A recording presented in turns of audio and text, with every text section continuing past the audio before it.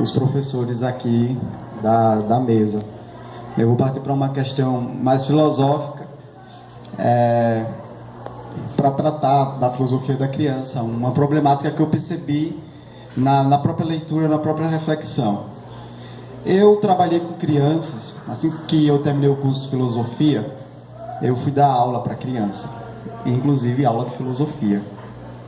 E, pessoalmente, eu confesso a vocês que foi muito mais interessante a experiência com as crianças do que com a experiência com os adolescentes. As crianças tinham muito mais disposição para o filosofar. E como todo professor jovem entrando na sala de aula, a primeira sensação que eu tive foi a sensação da frustração. Para que eu fui ser professor? Ainda mais professor de filosofia, onde todo mundo dá palpites sobre o que é filosofia, sem ter o mínimo conhecimento do que é filosofia. Isso é muito frustrante, porque em um dado momento eu percebia que as crianças que eu ensinava tinham mais domínio de filosofia do que o coordenador lá do curso lá do ensino básico, do ensino fundamental, muito mais domínio de filosofia do que a direção. Então a filosofia é tratada de qualquer jeito, isso é um dado, é um fato.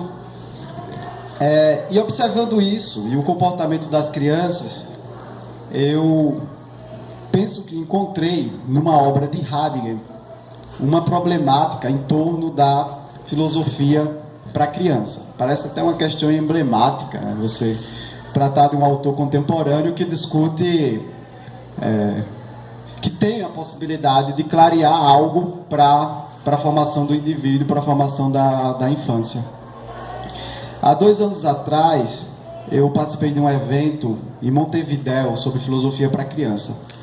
E na América Latina há um reencanto pela filosofia para criança, sobretudo a partir da obra do filósofo norte-americano Matthias Lippmann e de alguns autores argentinos, como Walter Gohan. E estarei agora participando de um evento em Cuenca, também voltado para a filosofia na infância. Então esse é um tema que está sendo discutido a nível internacional no mundo filosófico, né? Esse interesse pela filosofia na infância. Embora a maior corrente filosófica estudada no mundo atualmente seja a filosofia da linguagem, Wittgenstein é o autor mais estudado filosoficamente no mundo, muito mais estudado do que Marx, do que Heidegger, do que Sartre, do que Nietzsche. Nietzsche tornou-se moda no Brasil, é um autor popstar no Brasil, né? Muitos intelectuais estão gerando lucro com Nietzsche, né? Virou até uma moda falar de Nietzsche. Parece que tornou-se um modismo você viver angustiado. Parece que isso é legal, né? As pessoas chegaram à conclusão que, ao mesmo tempo que você vive a ditadura da felicidade, a tirania da felicidade, é interessante você ser um indivíduo marcado pela angústia. E aí isso dá margem para as publicações lá do padre Fábio de Mello nos Facebooks da vida, né? Um fenômeno curioso. Então a filosofia na infância é algo discutido a nível internacional. A filosofia da educação, ela é uma problemática de interesse da filosofia nos 4 cantos do mundo. O professor Isaac citava agora há pouco o Emílio, que aparece lá com o Rousseau. O Emílio, o menino solitário educado pela natureza. O menino que não teve contato com outro menino porque a natureza foi capaz de educá-lo. O Emílio, né, ele é hoje uma das obras de filosofia mais lida no Japão. O país que mais hoje estuda Rousseau, a filosofia da educação de Rousseau, é o Japão. Há o interesse do Japão pelo Rousseau.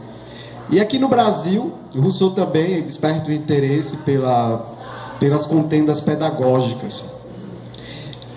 Isso nos remete para a filosofia moderna. E aí é a questão que eu quero apontar aqui, que é justamente uma proposta de filosofia que aparece na obra de Descartes e a outra proposta que aparece na obra de um autor moderno chamado Jean Baptiste Vico. O Jean Baptiste Vico é um autor, embora moderno, importante, mas pouquíssimo estudado no Brasil. Ele escreveu uma obra chamada A Ciência Nova. Então eu quero fazer essas duas propostas de educação. É claro que essa é uma interpretação que Descartes e Jean Baptiste Vico não deixou tão clara, mas os autores da filosofia da educação têm entrado nessa questão. O Descartes, ou Descartes, ele propõe uma filosofia onde o espírito é guiado pela razão. A ratio é responsável pela orientação da vida dos homens. Eu posso duvidar de tudo, mas eu não posso duvidar de que eu estou duvidando. Por isso, cogito ergo sum, penso logo existo. E a condição para se alcançar o conhecimento das coisas, de qualquer coisa, é a razão. Sem a razão, é impossível você desenvolver qualquer forma de conhecimento.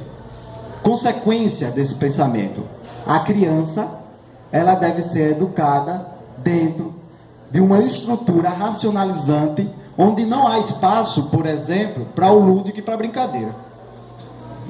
É tipo meio que uma aporia platônica, quando Platão, lá no livro 2 da República, expulsa os poetas. É um fato curioso. Os poetas, eles não devem aparecer na cidade eterna. A cidade eterna de Platão é a cidade da razão pura, é a cidade da geometria, é a cidade do filósofo, governada pelo rei filósofo. Então o poeta, ele não teria espaço na cidade eterna, porque o poeta fabrica fábulas. E aí Descartes meio que resgata essa tradição platônica, embora Descartes não seja um platônico, mas uma vez que ele é anti-Aristóteles e anti-escolástica, ele tem uma aproximação com o platonismo. E se a gente reconsiderar a modernidade ela é neoplatônica. A chamada a chamada revolução científica, que vai da obra de Copérnico até Sir Isaac Newton, ela tem como eixo metafísico o neoplatonismo, e esse neoplatonismo influencia a modernidade. Então, nesse sentido, a educação da criança, o desenvolvimento da criança, se dá por um princípio racional. Então, para Descartes, você deve guiar o indivíduo pelo espírito. Não há espaço para a poesia, não há espaço para o lúdico, não há espaço para as emoções. A professora agora há pouco usava o termo educar por amor. Em Descartes não existiria essa possibilidade de educar por amor. Porque o amor está em uma contenda que não pertence à natureza acadêmica e nem ao intelecto humano. Em contrapartida a essa lógica de educar e de pensar uma filosofia racionalizante, nós temos Jean Baptiste Vico. O Jean Baptiste Vico, na obra Ciência Nova, ele vai ser um dos primeiros autores da modernidade a criticar a educação por meio da razão. Porque para Vico, nós somos muito mais guiados pelas emoções do que pela razão. Por exemplo, eu estava hoje aqui nas apresentações de TCC e eu visualizei claramente que alguns indivíduos ali estão muito mais orientados pelas emoções, pelas paixões, do que pela razão. Aí ficam se tremendo, ficam meio que desesperados. A gente está aqui discutindo filosofia para criança, mas as nossas preocupações existenciais vão além de qualquer coisa. E aí o Vico pensou que atribuir à educação um caráter estritamente racional seria uma agressão ao homem. E o Vico tem uma ideia de homem como o único responsável pela história. A ciência nova para Vico é a história. O Vico, ele, além de filósofo, era um filólogo. E aí ele resgata a aporia, ele resgata a mitologia, ele resgata a poesia como um artefato para pensar o ser humano e guiar o ser humano. Se para Descartes a formação do indivíduo, imagine o seguinte: para Descartes você está perdido numa floresta. Para você sair da floresta, para Descartes, você deve caminhar em linha reta. Você deve caminhar dentro de uma matematização da realidade. E aí a história é matematização. ela não tem importância e Descartes porque é uma mera repetição de fatos. O que importa é a ciência. Já o Vico, se você está perdido lá na floresta, você não pode andar em linha reta. É uma espécie de aspiral. É uma forma circular de ver a realidade. Então os homens deveriam se apropriar da aporia, da filologia e da mitologia para serem educados. Isso é tão claro na obra de Vico, e eu já até comentei isso em sala de aula, que ele vai pensar a história humana em 3 períodos, que ele chama a idade dos deuses, a idade dos heróis e a idade dos homens. Todo ser humano, segundo o Vico, tem os elementos de cada época, o que ele chama de época do espírito. Então nós somos marcados pelos deuses, nós somos marcados pelos heróis e somos marcados pelo homem. E o homem simboliza em Vico a era filosófica. O Vico, isso é bem curioso, admitiu essa ideia quando observou o pensamento de um filósofo medieval chamado Joaquim de Fiona, que falava que a história era uma prefiguração da Trindade, a era do Pai, do Filho e do Espírito Santo, que nós estaríamos para viver a era do Espírito Santo, que seria a era da ciência. O Vico se apropria desse conceito. O Engels, na origem da família, da propriedade privada e do Estado, se apropria desse conceito a partir de Morgan, para pensar a história como barbárie, para pensar a história como civilização. E o sociólogo Auguste Comte vai falar também de 3 momentos da história: o momento filosófico, o momento metafísico, o momento filosófico e o momento científico. E aí ele traz uma perspectiva de pensar o homem dentro da ciência mais sublime, a ciência da positividade, que é a ciência que emana da discussão da modernidade, quase que profeticamente dita por Francis Bacon na Nova Atlântida. A Nova Atlântida de Francis Bacon seria um resgate da teoria platônica, onde o mundo e os indivíduos seriam educados pelas academias científicas. E isso, de certa forma, aconteceu na história. E aí, a educação, conclamada pelo positivismo, e essa ideia positivista, segundo uma gama de autores, aproximou-se da proposta do liberalismo, de uma sociedade de consumo e de produção. Essa ideia de positividade da educação, agora ligada ao consumo, reconsidere Max Weber na Ética Protestante do Espírito Capitalista. O capitalismo funciona porque ele é científico, não é por outro motivo. Ele funciona porque é científico, ele é calcado por essa razão, ele é regido por um método, e aí ele funciona. Eu estou dizendo que ele funciona do ponto de vista econômico, não estou tratando aqui na perspectiva sociológica. E aí, toda a ideia de educação, na contemporaneidade, foi posta pela técnica.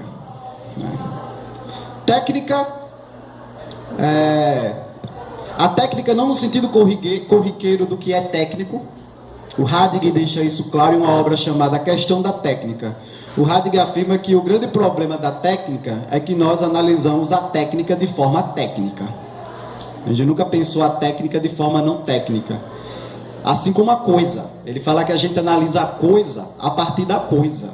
A gente analisa a coisa de forma coisificada. Essa coisificação e essa tecnicidade seria o que ele chama, no que é metafísica, na nadificação do nada. Na nadificação do nada. Ou seja, essa trocadilha de palavras significa que a questão da desenvoltura do indivíduo humano não foi posta de forma adequada. As tentativas de enquadramento da educação, sobretudo da criança, não foi posta de forma adequada, certo? Pela modernidade. E aí o Heidegger, nesse aspecto, ele é um crítico da modernidade. O Kant acreditava que a modernidade seria o último projeto da razão. Naquele famoso texto que é Esclarecimento.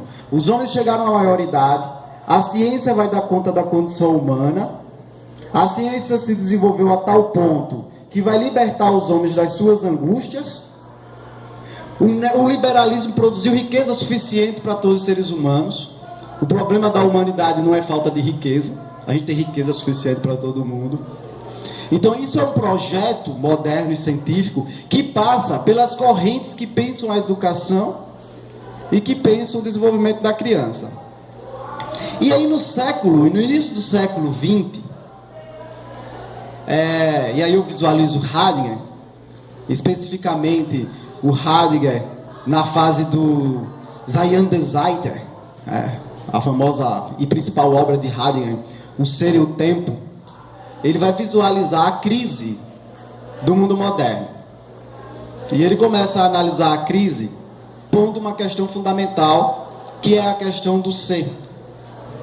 E ele defende uma espécie de metafísica subjetiva, que não é mais a metafísica lá aristotélica e tomista, mas ele usa a expressão alemã Dasein.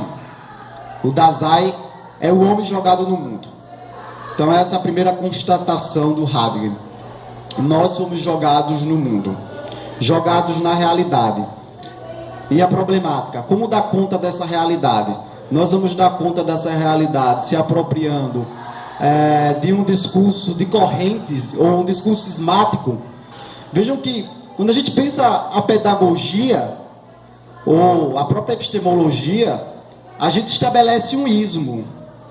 Olha, eu sou tomista, eu sou existencialista, eu sou marxista. Ou seja, a grande necessidade ismática. E o Heidegger propõe: e se nós pensarmos uma ideia de filosofia que não tem o ismo? Aí nós teríamos a clarificação do humano no Dasein. E aí numa obra de 1929, numa obra de 1929, cujo título é Introdução à Filosofia, o Heidegger questiona o que é a introdução à filosofia. Porque para Heidegger não há introdução à filosofia. Você não vai levar a criança a ser introduzida no pensamento filosófico. Por quê? Porque para o Heidegger, a filosofia é uma constituição básica do indivíduo. Ele vai afirmar isso claramente. Para ser filósofo, basta ser humano. E aí eu me aproprio das palavras do professor Isaac, quando ele aponta o anseio das crianças de questionar. Observem que a criança questiona o tempo todo. A criança pergunta. Nós é que somos arrogantes e não permitimos que a criança pergunte. Por exemplo, as crianças não têm medo, eu já falei isso para vocês, as crianças não têm medo de negar a existência de Deus. Um adulto é capaz de morrer do coração quando vê um indivíduo que nega a existência de Deus. Mas as crianças não estão preocupadas com isso.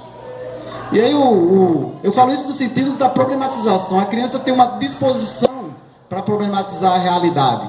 Eu não quero entrar aqui no mérito da existência ou não da existência de Deus, até porque eu sou teísta, né? Acredito em Deus, mas não quero entrar no mérito da discussão. Mas é importante o questionamento, e o questionamento muitas vezes é controlado pelo adulto. Então, qual seria a ideia? A ideia não seria você introduzir ao filosofar, mas fazer o filosofar acontecer. Filosofia seria uma espécie de acontecimento. Quando vocês pegam um texto e que vocês leem, a princípio não compreendem nada, mas em um dado momento compreendem. É um acontecimento, é algo intuitivo. Então, o método de uma filosofia da criança seria para ativar o Dasein dessa criança, de fazer a realidade acontecer enquanto filosofia. E eu termino meu discurso com um pensamento do Nietzsche, que eu concordo muito. A professora mostrou a imagem ali das crianças brincando. O Nietzsche diz assim: se nós queremos levar a nossa vida a sério, devemos ter como exemplo a brincadeira das crianças. O que é sério para a criança? É brincar. Não existe nada mais sério para a criança do que a brincadeira. De modo que quando você acaba com a brincadeira, você acaba com o dia dela. Ela fica desesperada, ela não admite. E a brincadeira traz um princípio criativo. A criança estabelece regras, ela mesma cria as regras. E quando o adulto se mete na questão, acaba com a brincadeira. Porque ali é a regra da criança. É o que existe de mais sério na vida dela, é a brincadeira. Então Nietzsche diz que se existe algo que devemos aprender com a criança é a brincadeira. Se levássemos a vida de forma séria, como as crianças levam a brincadeira, talvez a gente não fosse tão contaminado pela era da técnica e as suas conclamações científicas de aquartelamento do indivíduo humano. Pessoal, então encerro meu discurso. Vamos agora ao debate, né?